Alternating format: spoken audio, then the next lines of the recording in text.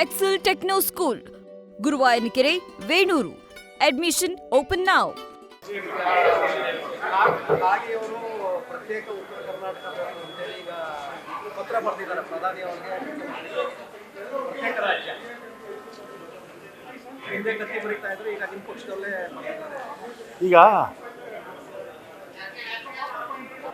1956ರಲ್ಲಿ ಕನ್ನಡ ಮಾತಾಡ್ತಕ್ಕಂಥ ಎಲ್ಲ ಪ್ರದೇಶಗಳು, ಬೇರೆ ಬೇರೆ ರಾಜ್ಯಗಳಲ್ಲಿ ಇದ್ದಂಥ ಎಲ್ಲ ಪ್ರದೇಶಗಳನ್ನು, ಹೈದರಾಬಾದ್ ಕರ್ನಾಟಕದಲ್ಲಿದ್ದಂಥ 4 ಜಿಲ್ಲೆ, ಬಾಂಬೆ ರಾಜ್ಯದಲ್ಲಿದ್ದಂಥ 3 ಜಿಲ್ಲೆ, ನೇರವಾಗಿ ಬ್ರಿಟಿಷ್ನವರೇ ಉಸ್ತುವಾರಿ ವಹಿಸ್ಕೊಂಡಿದ್ದಂಥ ಕೊಡಗು, ದಕ್ಷಿಣ ಕನ್ನಡ, ಮತ್ತು ಅದಾದಮೇಲೆ ಬಳ್ಳಾರಿ, ಆಂಧ್ರ ಪ್ರದೇಶದಿಂದ, ಅಂದರೆ ಕನ್ನಡಿಗರೆಲ್ಲ ಕೂಡ ಒಂದು ರಾಜ್ಯ, ಒಂದು ಇದರಲ್ಲಿರಬೇಕು ಅಂತೇಳಿ ಆಗ ಕೇಂದ್ರ ಸರ್ಕಾರ ತೀರ್ಮಾನ ತಗೊಂಡು ನಮ್ಮ ಥರನೇ ಬೇರೆ ಭಾಷೆಯವರು ಕೂಡ ರಾಜ್ಯಗಳು ಮಾಡಿಕೊಟ್ಟಿದ್ದಾರೆ. ಆಮೇಲೆ ಈ 78 ವರ್ಷದಲ್ಲಿ ಸಾಕಷ್ಟು ಅಭಿವೃದ್ಧಿನೇ ಆಗಿದೆ. ಹಾಗೆ ಅವರಿಗೆ ಇನ್ನೂ ಅಭಿವೃದ್ಧಿ ಸಾಲದು ಅಂತ ಅವ್ರ ಮನಸ್ಸಲ್ಲಿರಬೇಕು. ಆದರೆ ಹೆಚ್ಚು ಆದ್ಯತೆ ನಮ್ಮ ಕಾಂಗ್ರೆಸ್ ಸರ್ಕಾರ ಇದ್ದಾಗ ಉತ್ತರ ಕರ್ನಾಟಕಕ್ಕೆ ಸಾಕಷ್ಟು ಕೊಟ್ಟಿದೆ. ಇದರಿಂದ ನಾವೆಲ್ಲ ಕೂಡ ಒಗ್ಗಟ್ಟಾಗಿರಬೇಕು.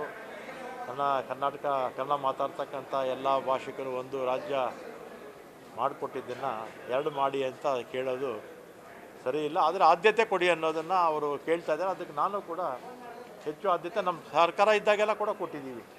ನೀರಾವರಿ ಇರ್ಬೋದು, ರಸ್ತೆ ಇರ್ಬೋದು, ಶಾಲೆ ಇನ್ನೂ ಆಗಬೇಕು ಅಂತ ಅವ್ರ ಆಸೆ ಆಗಲಿ ಬಿಡಿ. ಆದರೆ 2 ಮಾಡೋದು ಸೂಕ್ತ ಅಲ್ಲ, ಬೇರೆ ರಾಜ್ಯ ಮಾಡೋದು ಸೂಕ್ತ ಅಲ್ಲ ಅಂತ ನನ್ನ ಅಭಿಪ್ರಾಯ. ಕೊಡುವಿ, ಅನುದಾನಗಳು ಹೆಚ್ಚು ಕೊಡಲಿ, ನಾವು ಅದಕ್ಕೇನು ಅಡ್ಡಿ ಏನೇ ಇಲ್ಲ. ಈಗ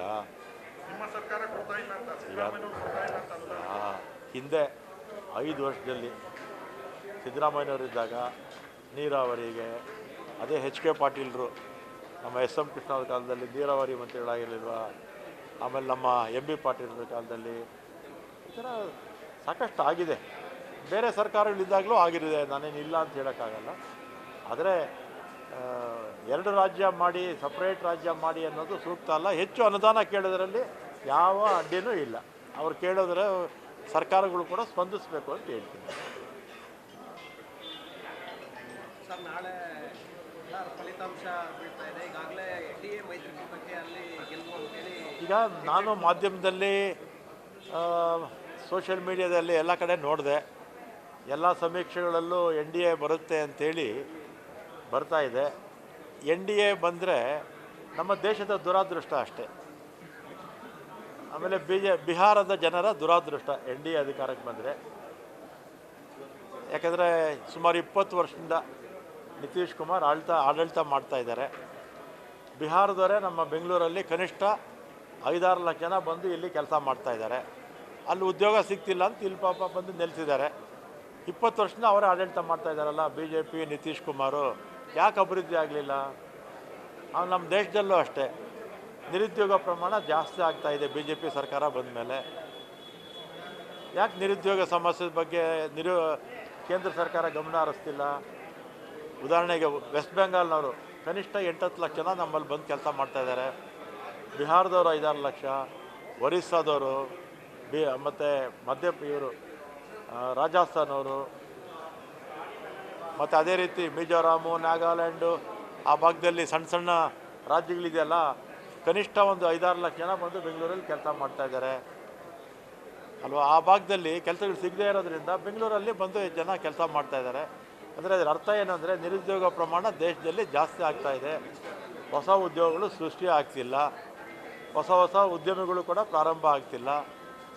ಕೇಂದ್ರ ಸರ್ಕಾರ ಇದ್ರ ಬಗ್ಗೆ ಗಮನ ಹರಿಸ್ತಿಲ್ಲ. ಆದ್ದರಿಂದ ನಿರುದ್ಯೋಗ ಕೇಂದ್ರದಲ್ಲೂ ಜಾಸ್ತಿ ಆಗಿದೆ. ನಿತೀಶ್ ಕುಮಾರ್ ಅವರ ಆಡಳಿತದಲ್ಲಿ 20 ವರ್ಷದಲ್ಲಿ ಅಭಿವೃದ್ಧಿ ಆಗದೇ ಇರೋದ್ರಿಂದ ನಿರುದ್ಯೋಗ ಅಲ್ಲೂ ಜಾಸ್ತಿ ಇದೆ. ಬಡತನ ಏನು ಅಲ್ಲೂ ನಿವಾರಣೆ ಏನಾಗಲಿಲ್ಲ. ಅದಕ್ಕೆ ನಾನು ಹೇಳಿದ್ದು ಮತ್ತೆ NDA ಬಂದರೆ ನಮ್ಮ ಬಿಹಾರದ ಜನರ ದುರಾದೃಷ್ಟ ಅಂತ.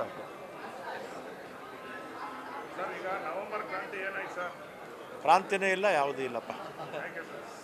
ಇಲ್ಲಿ ನಾನು ಆವತ್ತಿಂದ ಹೇಳ್ತಾ ಇದ್ದೀನಲ್ಲ, ಕ್ರಾಂತಿ ಅನ್ನೋದೇನೇ ಇಲ್ಲ. ಇದೆಲ್ಲ ಕೂಡ BJPಯವರು ಮಾಧ್ಯಮಗಳಿಗೆ ಸುಳ್ಳು ಮಾಹಿತಿ ಕೊಡೋದ್ರ ಮುಖಾಂತರ ನೀವು ತೋರಿಸ್ತೀರಲ್ಲ, ಪ್ರಿಂಟ್ ಮೀಡಿಯಾದವರು, ಎಲೆಕ್ಟ್ರಾನಿಕ್ ಮೀಡಿಯಾದವರು.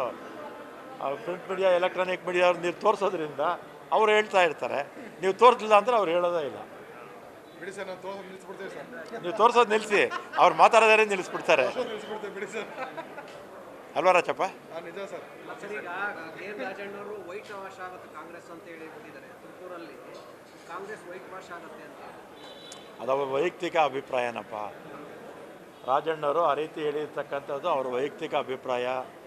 ನನ್ನ ಅಭಿಪ್ರಾಯದಲ್ಲಿ 2028 ಚುನಾವಣೆಯಲ್ಲೂ ಕೂಡ ನಮ್ಮ ಪಕ್ಷನೇ ಅಧಿಕಾರಕ್ಕೆ ಬರುತ್ತೆ. ಸಿದ್ದರಾಮಯ್ಯನವರು, ಶಿವಕುಮಾರ್ ನೇತೃತ್ವದಲ್ಲಿ, ಇನ್ನಿತರ ಎಲ್ಲರ ನೇತೃತ್ವದಲ್ಲಿ.